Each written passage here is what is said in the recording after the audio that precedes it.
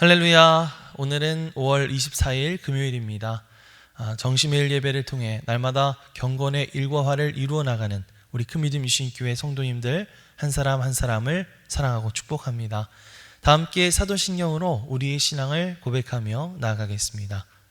전능하사 천지를 만드신 하나님 아버지를 내가 믿사오며 그 외아들 우리 주 예수 그리스도를 믿사오니 이는 성령으로 잉태하사 동정녀 마리아에게 나시고 본디오 빌라도에게 고난을 받으사 십자가에 못 박혀 죽으시고 장사한 지 사흘 만에 죽은 자 가운데서 다시 살아나시며 하늘에 오르사 전능하신 하나님 우편에 앉아 계시다가 저리로서 산자와 죽은 자를 심판하러 오시리라. 성령을 믿사오며 거룩한 공회와 성도가 서로 교통하는 것과 죄를 사하여 주시는 것과 몸이 다시 사는 것과 영원히 사는 것을 믿사옵나이다. 아멘. 다 함께 찬송가 301장 찬양하겠습니다.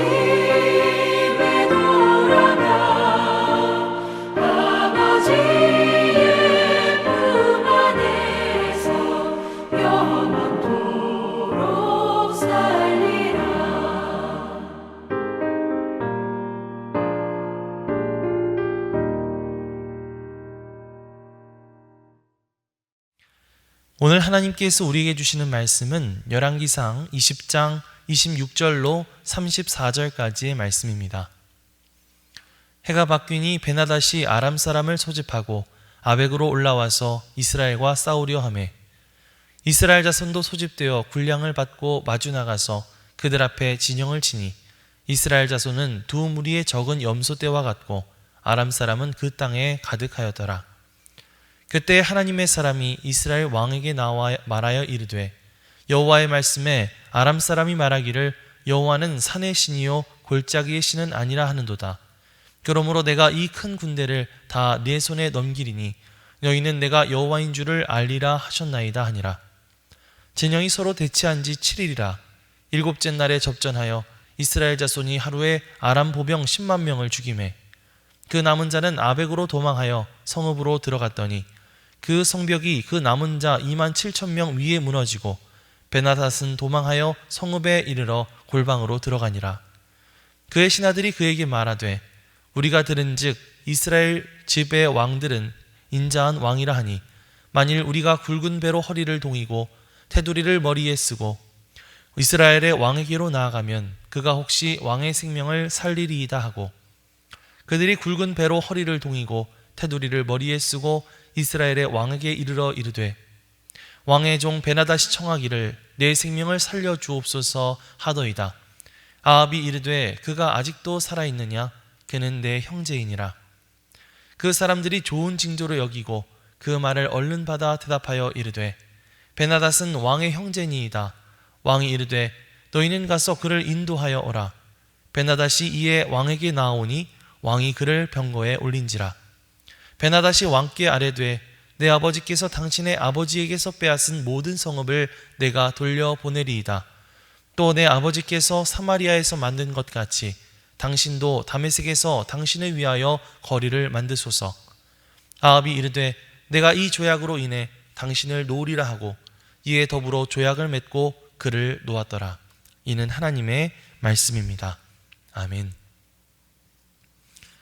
할렐루야. 오늘도 말씀을 듣는 여러분의 심령 가운데 주의 성령께서 함께하여 주시기를 주님의 이름으로 간절히 축원합니다. 아합이 다스리는 북이스라엘과 끊임없이 부딪혔던 나라는 바로 옆에 있던 나라 아람이었습니다. 아람 왕 베나닷은 계속해서 북이스라엘을 노리며 쳐들어왔죠. 북이스라엘과 아람의 첫 번째 전쟁에서 북이스라엘은 아람을 상대로 큰 승리를 거두었습니다. 하지만 여전히 마음을 놓을 수 없었는데요. 해가 지나자 아람이 다시 북이스라엘로 쳐들어왔기 때문입니다. 이번에 베나닷은 지난번 패배의 치욕을 갚겠다는 각오로 엄청난 준비를 해서 쳐들어왔습니다. 군사적으로 또 전략적으로 많은 준비를 했는데요. 이번에 쳐들어온 아람 군대의 숫자는 이스라엘 군대를 압도할 만큼 많았습니다. 이 17절 말씀을 보면 이스라엘 자손은 두 무리의 적은 염소떼와 같고 아람 사람은 그 땅에 가득하였더라 라고 말하고 있죠. 땅을 가득 메운 아람 군대에 비해서 이스라엘 군대 숫자는 마치 염소 두 무리 정도 여길 정도로 적게 느껴졌다는 것입니다. 자, 그런데 이번 전쟁의 결과는 과연 어땠을까요? 29절부터 30절 말씀을 함께 보겠습니다.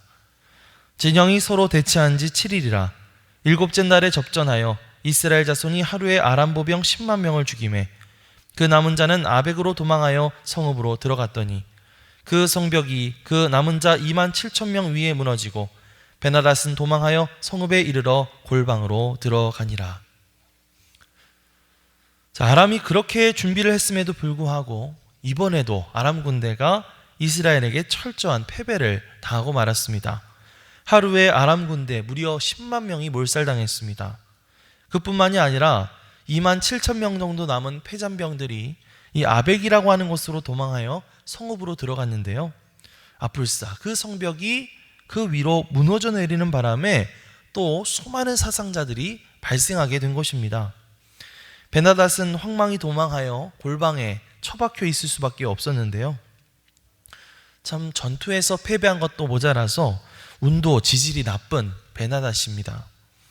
자, 그런데 그게 과연 정말 운이 나빴던 것일까? 사실 베나닷이 그렇게 당하게 된 패배와 재앙은 단순한 어떤 운의 문제가 아니었습니다. 그것은 베나닷이 하나님을 제대로 알지 못했기 때문에 얻게 된 결과라고 할 수가 있습니다. 오늘 우리가 읽은 본문보다 위쪽을 보시면 지난번 첫 번째 전쟁에서 패배한 이후 베나닷이 신하들과 대책회의를 하는 모습이 나와 있습니다. 거기에서 신하들이 아람 왕에게 말하는데요. 23절 말씀을 보면 아람 왕의 신하들이 왕께 아뢰되 그들의 신은 산의 신이므로 그들이 우리보다 강하였거니와 우리가 만일 평지에서 그들과 싸우면 반드시 그들보다 강할지라 라고 말하고 있습니다. 그러니까 우리가 패배한 이유는 산에서 싸웠기 때문이다. 이스라엘이 믿는 그 신은 산의 신이기 때문에 우리가 평지에서 싸우게 되면 이스라엘의 신은 아무것도 할 수 없을 것이다. 우리가 이길 수 있을 것이다 라고 하는 것이 신하들이 내놓은 분석이었죠. 그래서 다시 이스라엘로 쳐들어가게 될 때는 이런 평지로 나아가서 싸우게 된 것입니다. 자, 그런데 이에 대해서 하나님은 과연 뭐라고 말씀하셨을까요? 28절 말씀을 보겠습니다. 그때 하나님의 사람이 이스라엘의 왕에게 나와 말하여 이르되 여호와의 말씀에 아람 사람이 말하기를 여호와는 산의 신이요 골짜기의 신은 아니라 하는도다. 그러므로 내가 이 큰 군대를 다 네 손에 넘기리니 너희는 내가 여호와인 줄을 알리라 하셨나이다 하니라. 아멘. 자, 하나님이 뭐라고 말씀하시죠? 그래? 내가 산에서만 힘을 쓸 수 있는 신이라고? 나를 완전히 무시하는구나. 그래, 어디 한번 두고 보자. 내가 이 아람의 큰 군대를 다 이스라엘의 손에 넘겨주겠다. 내가 누군지 똑똑히 보여주겠다. 이렇게 말씀하시는 겁니다. 자, 그 결과 어떻게 됐어요? 아까 살펴봤던 것처럼 10만 명이 전투 중에 전사하고 또 남은 명사들이 성읍에 들어갈 때 성벽이 무너져서 또 수많은 사상자들이 발생하는 그런 엄청난 패배와 재앙이 그들 가운데 덮치게 되었습니다. 베나닷과 그의 신하들이 나름대로 어떤 철저한 대비와 준비를 통해서 이스라엘에 쳐들어왔지만 정작 그 이스라엘을 이끄시는 하나님에 대해 제대로 알지 못하고 또 하나님에 대해 오해하고 하나님을 무시했을 때 그들에게 남겨진 결과는 어떻습니까? 굉장히 처참한 결과만 남게 되었다라고 하는 사실이죠.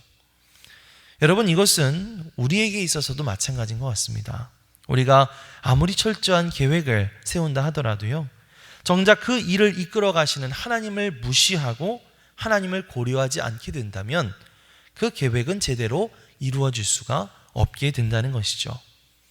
우리가 잘 알고 있는 잠언 16장 9절 말씀에서는 사람이 마음으로 자기의 길을 계획할지라도 그의 걸음을 인도하시는 이는 여호와 하나님이시다 라고 고백하고 있습니다. 그렇습니다, 여러분. 이 모든 계획들을 이끌어 가시고 그 모든 걸음 하나하나를 인도해 가시는 분이 누구시라고요? 바로 내가 아니라 여호와 하나님이시라고 하는 사실이죠. 이러한 고백이 우리 모두에게 있어야 할 줄 믿습니다. 그렇기 때문에 여러분, 우리가 이제 모든 일을 계획하고 실행할 때 이러한 질문들을 우리 스스로에게 좀 던져보았으면 좋겠습니다. 첫째, 나는 이 계획을 세우면서 기도로 하나님의 도우심을 구하고 있는가? 내가 과연 하나님의 도우심을 구하며 계획을 세우고 있는가? 자, 두 번째, 나는 이 계획이 하나님께서 원하시는 것과 같은 방향이라고 확신하는가? 나는 하나님이 원하시는 방향으로 이 계획을 세워나가고 있는가? 이러한 질문들을 던져보아야 한다는 것이죠. 우리가 만약 하나님의 어떠한 도우심도 구하지 않고 또 하나님이 원하시는 방향, 하나님이 기뻐하시는 방향을 고려하지 않은 채 그저 내 마음대로 내가 하고 싶은 대로만 계획을 세우게 된다면 그 길은 결국 패배의 길이 되고 재앙의 길이 될 수밖에 없다는 것입니다. 그러나 우리가 뭔가를 계획할 때 그것에 합당한 하나님의 뜻이 무엇인지를 구하고 또 하나님이 원하시는 길을 선택해 나간다고 한다면 하나님께서는 분명히 그 길을 인도해 주시고 함께 해 주실 줄 믿습니다. 하나님을 무시했다가 처절하게 패배한 이 베나닷의 모습을 기억하면서 오늘 우리가 가진 모든 계획 가운데 하나님의 도우심을 구하며 기도하며 나아갈 수 있는 저와 여러분들이 되시기를 주님의 이름으로 간절히 축원합니다. 자, 이렇게 전투에서 패배하고 또 재앙까지 겹쳐서 어느 성읍 골방에 처박혀 있던 베나닷은 결국 아합에게 목숨을 좀 구걸해 보자는 결론에 이르게 되는데요. 이스라엘을 2번씩이나 침공했고 하나님에 대해 무시하고 모욕적인 언사를 내뱉었던 베나닷의 상황이 지금 완전히 역전되어져 버린 것입니다. 사실 이러한 베나닷의 말과 행동들은 마땅히 심판을 받아야 한 일이었는데요. 자, 그런데 베나닷이 아합에게 화친을 청하자 아합은 덥석 그 요청을 받아들이는 모습을 볼 수가 있습니다. 32절에서 34절 말씀 함께 보겠습니다. 그들이 굵은 배로 허리를 동이고 테두리를 머리에 쓰고 이스라엘의 왕에게 이르러 이르되 왕의 종 베나닷이 청하기를 내 생명을 살려 주옵소서 하더이다. 아합이 이르되 그가 아직도 살아있느냐? 그는 내 형제이니라. 그 사람들이 좋은 징조로 여기고 그 말을 얼른 받아 대답하여 이르되 베나닷은 왕의 형제니이다. 왕이 이르되 너희는 가서 그를 인도하여 오라.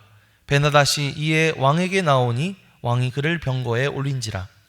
베나닷이 왕께 아뢰되 내 아버지께서 당신의 아버지에게서 빼앗은 모든 성읍을 내가 돌려보내리이다. 또 내 아버지께서 사마리아에게 만든 것 같이 당신도 다메섹에서 당신을 위하여 거리를 만드소서. 아합이 이르되 내가 이 조약으로 인해 당신을 놓으리라 하고 이에 더불어 조약을 맺고 그를 놓았더라. 아멘. 자, 베나닷이 아합에게 사람을 보내어서 목숨을 구걸했죠. 그러자 아합이 뭐라고 말합니까? 그가 아직도 살아있느냐? 그는 내 형제니라. 이렇게 말하죠.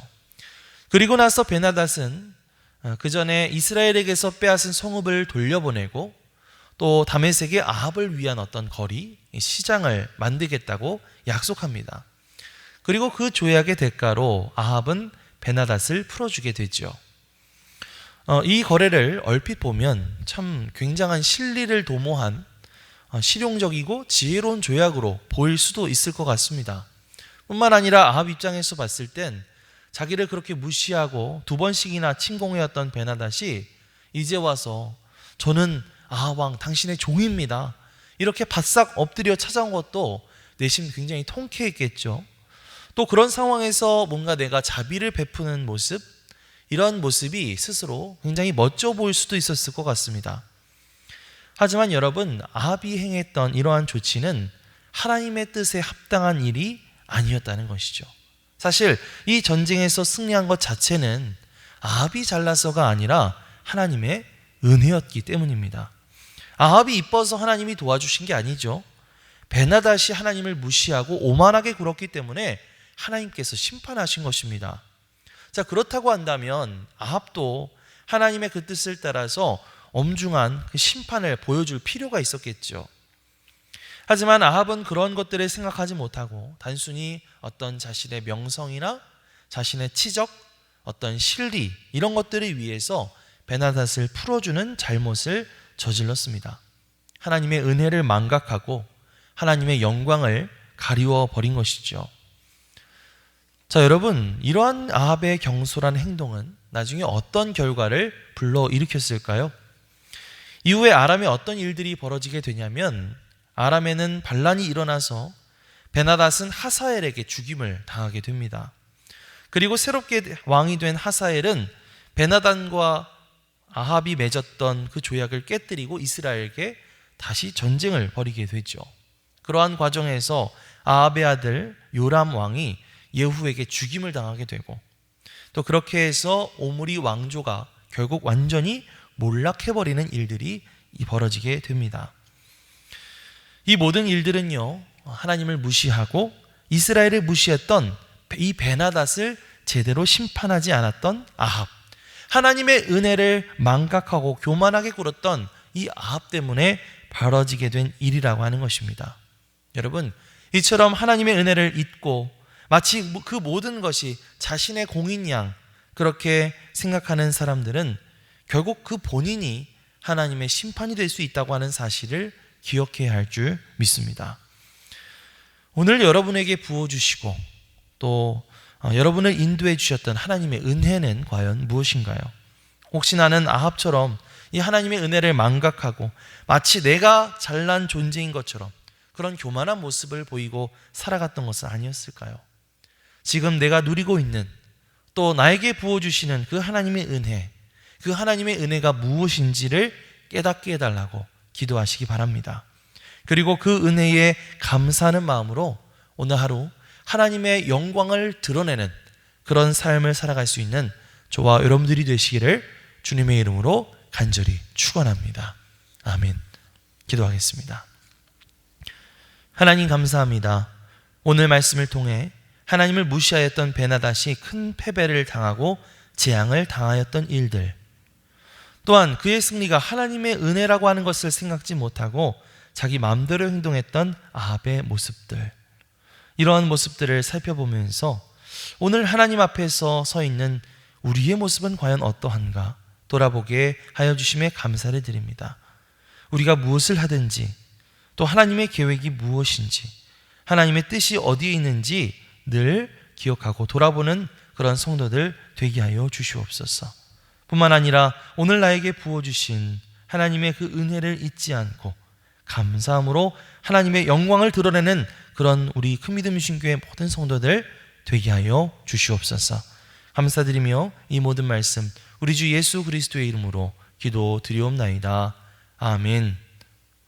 하늘에 계신 우리 아버지여, 이름이 거룩히 여김을 받으시오며 나라가 임하시오며 뜻이 하늘에서 이루어진 것 같이 땅에서도 이루어지이다. 오늘 우리에게 일용할 양식을 주시옵고 우리가 우리에게 죄 지은 자를 사하여 준 것 같이 우리 죄를 사하여 주옵시고 우리를 시험에 들게 하지 마시옵고 다만 악에서 구하시옵소서. 나라와 권세와 영광이 아버지께 영원히 있사옵나이다. 아멘.